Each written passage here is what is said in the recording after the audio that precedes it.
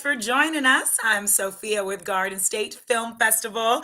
It is the 22nd annual Garden State Film Festival. Can you believe it? March 21st through March 24th, we have over 200 films, all various types of films, lengths. We got pilots, features, shorts, music videos, animations, a bunch of cool stuff. 200 films coming from over 40 countries this year. It's going to be playing in Asbury Park, New Jersey and Cranford, New Jersey. And one of the films you can check out is a short film called Quiet Mom's Working. Here to talk with me about the film is director, writer, producer, editor, sound mixer, you name it, pretty much everything. Patrick Hogan over here, and the producer and one of the stars of the film, Anna Johnson. Hello. Hi, thanks for Hi. having us. Oh, thank you so much for taking the time out to talk to us, and congratulations on your very well-deserved acceptance into Garden State Film Festival. Thank you. Very excited to get into Garden State. We've known about the festival for years, and finally had a film to submit, and very excited to get to go back to New Jersey. Love it. And share it with an audience. And this will be the first general audience to see the film. So we're very excited to see, see how it plays. With a comedy, it's very easy to see if the audience likes it or not, right? You have a really easy way of telling. So hopefully we hear lots of laughs and everybody enjoys it. Oh my gosh. What an honor. I mean, I'm not the one who picks the films, and I don't really do much except for have the pleasure of watching these films and interviewing amazing filmmakers. But I absolutely loved this film, was very genuinely surprised. I laughed out loud. I was so inspired. I'm so excited to talk to you about it. And I can't believe that we're the first live audience to see it. It's so exciting and such an honor. Yeah, we're looking forward to it. When you screen it with the cast and crew, it's kind of, everybody was a part of it and they already know what the laughs are. So seeing an audience that doesn't know what to expect will be a lot of fun. Yeah, we absolutely do not know what to expect with Quiet Moms Working. But yeah, first, can I just hear a little bit about yourselves? Do you mind introducing yourselves for me in the audience? Sure. You want to go? Yeah, my name is Anna Johnson. I actually grew up in New Jersey in a tiny little town called Hopewell. I was born in New Jersey as well. So I am a Jersey girl at heart, although we live across the country in LA. And we met at Northwestern University. I was a theater undergrad. Patrick was a radio, television, film undergrad there. And then eventually we ended up in LA because we both love to tell stories and we love film and television. And we love it so much that we spent our weekend making this film. It happened to be the weekend of our 29th wedding anniversary. So that's how we keep it fresh. Make a film every anniversary. That is so cool. Amazing. And happy anniversary. And what a great gift you gave to all of us. Patrick. I went to film school. I've always wanted to make films and be involved and in the industry. And so I call Anna by her middle name, Krista. So when I say Krista, that's the same person. Don't get confused, but we use our middle names with each other. Met her in film school, and she was the very first actress to act in my first films because she was a theater major and I was a filmmaker. And now all these years later, we moved to LA. I started working in the business, and I do my day job is sound. So I do sound on a lot of big TV shows and movies. And then I get to make my films as a little thing on the side as to, keep my creative juices going. I have big projects I'm trying to make. I have smaller projects. But during that time, we were raising two kids. And so Krista often was, at home or sometimes we'd film in the home and she'd take the kids and go somewhere else while we were doing these films. But now we can work together again, now that the kids are able to kind of be on their own. And she's been producing the films, but recently she got back into acting, and I thought, okay, I got to make a film. After all these years, we're going to do another. It just so happened that the weekend that worked out great for everybody else was our wedding anniversary. So it was kind of a cool coincidence. But I was sitting there, I was thinking, what if my wife was a serial killer? What would that be like? And that's kind of the start of the whole, it twists and turns, and it hopefully it keeps you guessing and you won't know where it's going. It has some twists and turns and surprises, But I thought, boy, that would be funny if a stay-at-home mom was, down in the basement doing things and her kids like just don't respect her. No kid, no matter what you do, your kids don't respect you. So if you were a serial killer, your kids wouldn't even care. They would, about it. And that was the genesis of how this project started. Wow. So many things to talk about there. Number one, like how full circle it is too on your anniversary to making a film, and you guys met in film school. That's beautiful. And so the inspiration behind this was really Anna Johnson here. What part you really saw her playing, and it was a serial killer. That was the inspiration for writing this. I'm really a nice person. I swear. You look like it. That's why, it wasn't like I thought, oh, wow, she reminds me of Sister. It was like, what was the most outlandish thing we could do? Yeah. Because I wanted to I hadn't done a comedy in a long time, and I wanted to do something that would be a lot of fun and very funny.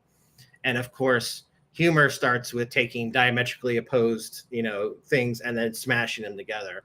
And so I thought, Krista as this very, prim and proper housewife, and then serial killer, and it kind of went from there. Yeah. And then I had to pitch it to her, of course. I love that. And Anna, how did you feel about playing this character? And have you ever played a character like this before? Not specifically like this character, as Patrick alluded to. There are twists and turns, but at heart, she's a mom and she's a working mom, and I did that. We raised two daughters. They are 23 and 21 now, and I worked the whole time, and it is a challenge balancing. And for some reason, for women particularly, it seems that they're responsible for so much of raising the kids, or kind of the day-to-day details and the little things. I was around for a lot of the bickering with the kids and all that. And so, I could really relate to a mom who's both trying to work and be a professional, and is also pulled on the other hand by these the loves of her life, right? Her kids who you care so much about.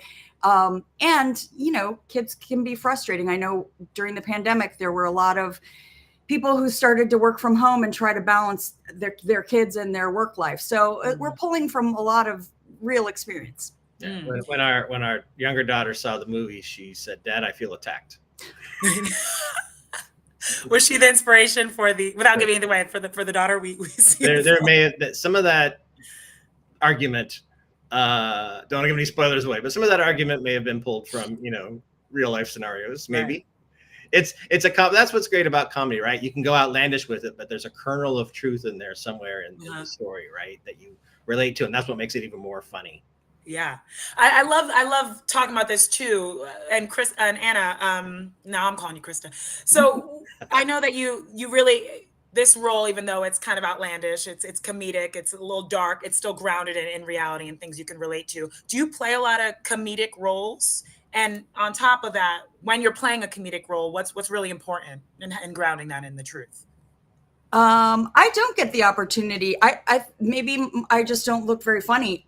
I don't know, but it is, for me, anytime you play any character, it's always grounded in truth. Mm-hmm. So, and particularly in this scenario, it was key to focus on, this is a very normal, relatable person. It's the situation that's outlandish. So if in this case, I'm really just mom, and that's an easy role for me to slip into. For me, it's always important to find grounding in, this is a real person. They have real motivations. They have real things they care about. They have real goals in life. They have real things they are focused on and want to accomplish. So always grounded. Yeah. Did you have fun playing? Was it as fun to play as it was to watch? It was very fun to play. I have never done any kind of action, and I don't want to give too much away, so I don't want to say about it. But I do have a background. I spent a lot of time growing up. I was a gymnast, so I pulled from that experience. And then in the 90s, I don't know if anyone who lived through that remembers the kickboxing exercise craze, but I lived through that as well, and you had to pull a little bit from that. So, Yeah. So there is that was kind of a fun scene to Yeah. shoot because I hadn't gotten to do a lot of that kind of action-y sequence. It was so awesome. And you both produced this. So what went into producing this? How did you find your cast and crew? Shout out to Shane Brady, who played Dell, who can't be here today, but he was amazing as well. So talk to me about how you found Shane, the rest of the cast and the crew.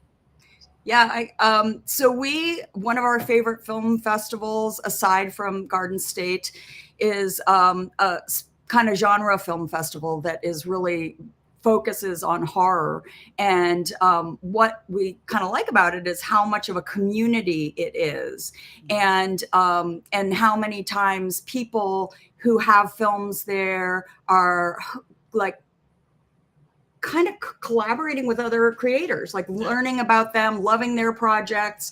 It's a love fest. It's a other filmmaker fest. And so we met Shane at this film festival, and we just clicked.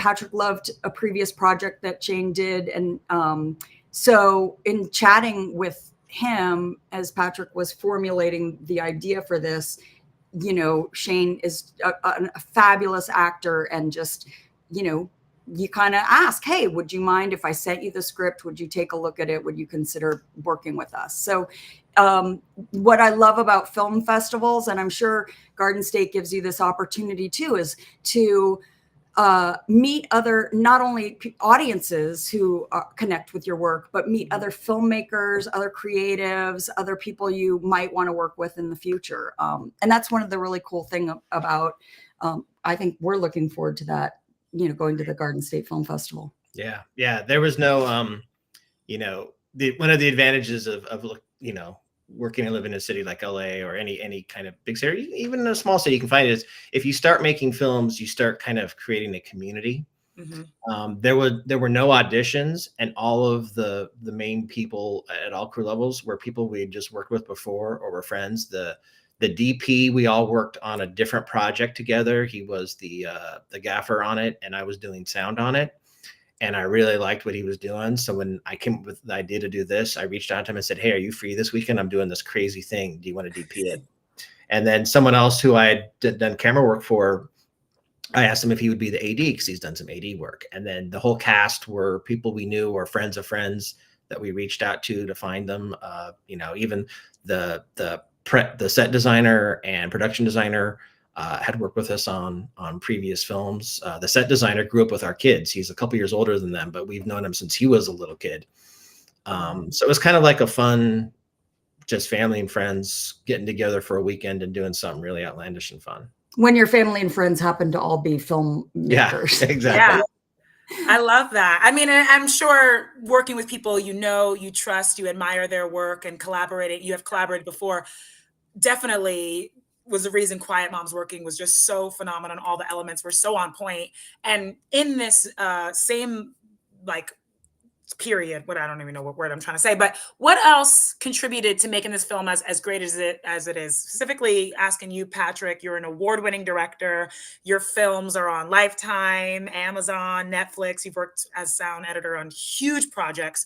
What have you learned in your career and directing Quiet Moms Working, how to make a successful film that people can enjoy?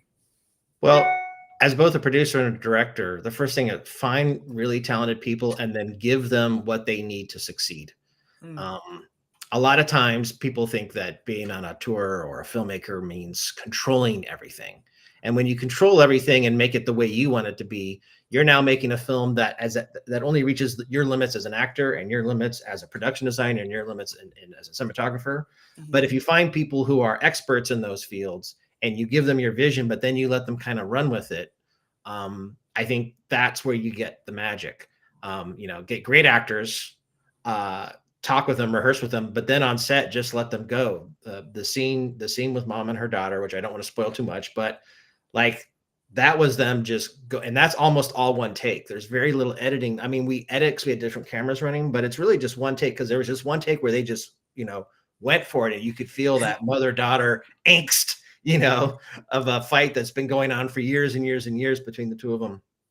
And just run with it. The production design and the set design, that set is so cool. People, you can freeze frame that set and you'll see things there in the background, labels on boxes that just crack me up, and things in jars that are just so weird.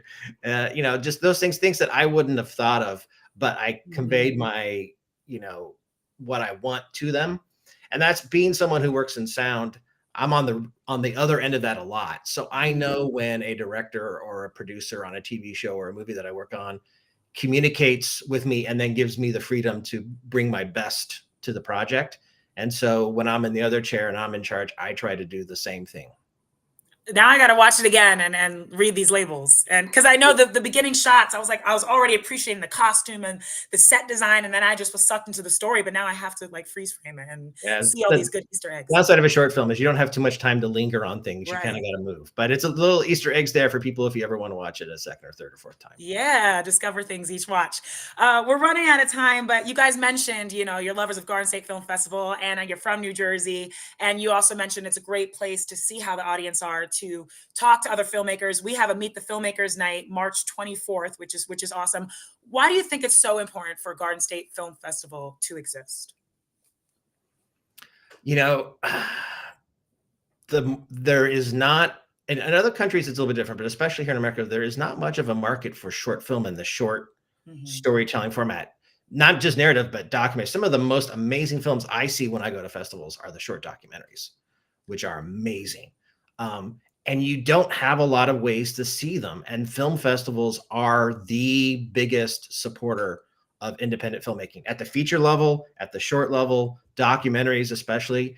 It's a chance to get to see stuff that you're probably never going to see if you just hop on your TV and scroll through. A lot of them will get onto Netflix or Amazon or streaming sites, but they're not really marketed. So if you want to actually get to spend a weekend seeing really cool, innovative stuff, and oftentimes you get to see filmmakers who a couple years later are going to blow up, and you're going to get to say, I saw their short film, before they were, doing the big movies. But it's just that film festivals are the place where the art is fostered for the love of filmmaking and not for the love. No one's going to get mega rich making short films. So you make a short film because you love it. And then the film festivals are the support network that allow you to then get that love of your story to an audience. Yeah, I think you get to step outside of the Hollywood system, as it were. And so people can be really creative and follow their vision in a way that maybe they can't inside a very established system. And so you get a lot more creativity and people are willing to take risks. And film festivals are so much fun. And of course, the Garden State is, there are a ton of different creatives and a ton of different people, and drawing from all of the areas and the topics too. Like I've seen a lot of New Jersey films that just have really delve into some great topics. So I think you're going to see a wide variety, a lot of creativity, a lot of innovation, and some really cool risks. It is such an honor and a pleasure talking to you both and hearing you talk about film and art and your work and Quiet Moms Working. Guys, everything Anna and Patrick just said, you can definitely see at Garden State Film Festival. We have a lot of short documentaries, like Anna's saying, tons of different topics, so super creative. And Garden State Film Festival is definitely a place where they believe in their filmmakers. It's really mostly about the filmmakers. We love all the people who do film, but we nurture our filmmakers, and it's just such a great place to network and see your films and how they reach the audience. So definitely come check out Garden State Film Festival. Definitely come watch Quiet Moms Working. Let me tell you how you can see it. It will be playing Saturday, March 23rd. The film block is 2:30 to 4:45 p.m. in Asbury Lanes. Come check it out. We have like Meet the Filmmakers night, like I mentioned. We got a gala on Friday, tons of screenings, the award ceremony on Sunday, and also in between all that, there's Q&As with the actors, with the filmmakers, there's celebrities, there's so much good stuff. Check it out on the website. Come again, see Quiet Moms Working. This film is so good. I can't wait. Hopefully I meet you guys in person, and I can't wait to meet you guys. We'll see you there. We're going to be there. Not going to miss it. Amazing. Thank you again. Thank you again for taking the time out to talk to me, and congratulations.